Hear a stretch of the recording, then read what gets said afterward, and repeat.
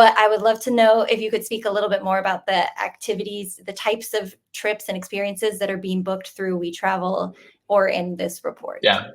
Yeah. I mean, generally speaking, we call these immersive experiences, but it's more than just walking around a city and going to the museums, right? It's more than just taking a picture of the Eiffel Tower. Instead, it's doing something, I guess you would say, off the beaten path with people who have a similar interest or hobby as you. So, one of the things I always like to think about, Morgan, is 10 or 15 years ago, when Facebook was starting to become popular, Facebook groups popped up. And for example, if you loved whiskey, if you loved knitting, if you loved running or cycling or hiking, there was probably a Facebook group just for you. And you extend this across every different niche category or hobby, there is something for everyone, right? So we've seen pickleball tournaments, pickleball trips start to become more popular. We've seen knitting trips, as I mentioned, whiskey tasting, beer trips. So every kind of hobby that you can imagine, people are starting to travel and meet other people online who have those same hobbies as them. And I think one of the things that's been interesting is these types of trips tend to have higher repeat customer rates. So I think we'll get to that in just a little bit. But if you travel and you love, going on a beer tour in, Belgium and the Netherlands, maybe you meet some people on that trip with you and you go back in a year or two and you go to Germany instead. So I think some of these niche trips are becoming more and more popular because people are finding community with people who have a similar hobby as them. And that's been incredibly powerful and a draw that allows you as a tour operator to not have to spend as much on marketing to market your trip because you can get a repeat customer to come back with you again in the future. So this has been both good for people to find community and for travel organizers to get repeat customers. So this is definitely a trend that we've been seeing for sure. Yeah, I think the term immersive experiences, we see this all the time in the industry.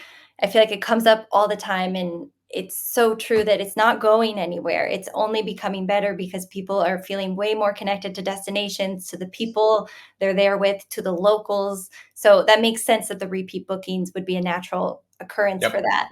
But it was interesting if you looked at this add-on data on this page that increase year over year 25%. So it's the biggest increase of add-ons, which I Yep. think is really exciting to look at because I personally love immersive experiences and the niche travel. I just sent my aunt the pickleball tour operator Really? that Yep. I saw WeTravel, and I thought, oh my gosh, this is exactly what she would want to do.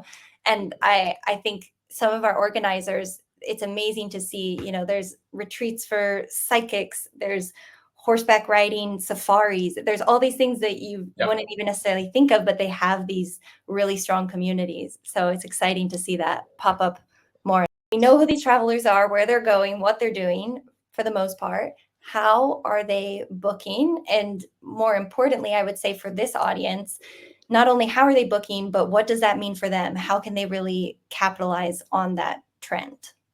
Yeah, it's fascinating, right?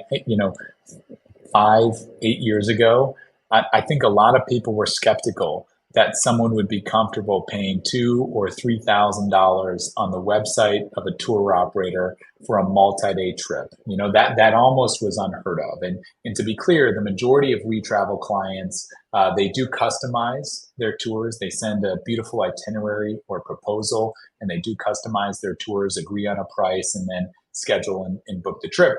But it is becoming increasingly common to offer preset departures. So a trip that has you already posted on your website, and then members of the public can book into that.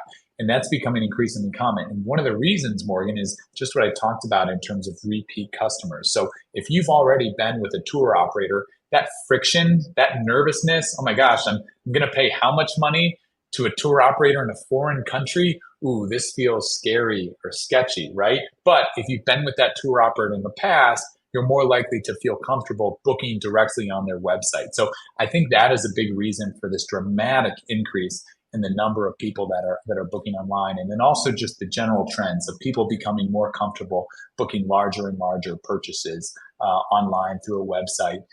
or with minimal, customization from the travel organizer. So this is a big, big trend, and I would encourage everyone to invest in your website. Of course, that goes without saying, but I think more importantly, invest in those wonderful client relationships that you have. So if you are a travel organizer, invest time in nurturing the relationship with the people who go on trips with you. Encourage them to follow your blog or follow your Instagram, and keep an eye on additional trips that you plan to post into the future. One of the things that I love to hear, Morgan, was, if you and I went on a trip together and the tour operator knew that we were friendly on the trip, that we got along great, and they see me book a trip in the future, they can send you an email and say, oh, by the way, Ted and someone else, they're going on this trip. We encourage you to go again. So you can kind of lean into that community aspect to drive more of the repeat bookings. And then the final point I mentioned is that there's been a lot written and talked about in terms of influencers, Instagram influencers, kind of like driving bookings in the multi-day. There are a few other companies that are trying to navigate this space. And I think the verdict is still out here. It's not clear exactly how this will play out. But what we do know is that a lot of the most successful tour operators tend to almost be influencers themselves. They're posting beautiful pictures on Instagram. They have large followings across other social media channels as well. And that's really helping them drive traffic to their website and drive bookings. So that's something else that we're keeping an eye on too.